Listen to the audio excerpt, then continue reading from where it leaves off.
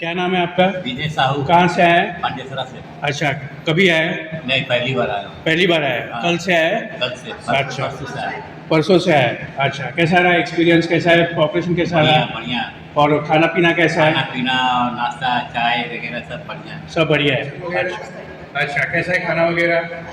अच्छा है ना? बहुत अच्छी सुविधा मिली। ठीक है, थैंक यू वेरी तो मच। सर जी, आपका नेम क्या है? मेरा नाम संजय गोपाल है। और आपको ये कैंटीन का खाना कैसा लगा? बहुत अच्छा लगा, खाना वाना आज बहुत अच्छा बन रहा है यार। और आप कहाँ से हो? मैं महाराष्ट्र से नासिक से हूँ, सामगांव की तरफ से आया। और ऑपरेशन ठीक से चल रहा है?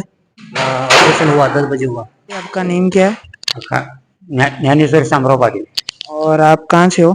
विजलपुर समझ। और आपको खाना कैसा लगा? अच्छा लगा। आपने आज खाना खाया वो आपको कैसा लगा? वो अच्छा लगा है। और आपकी वाइफ का ऑपरेशन ठीक से चल रहा है? और आप कहाँ से हो?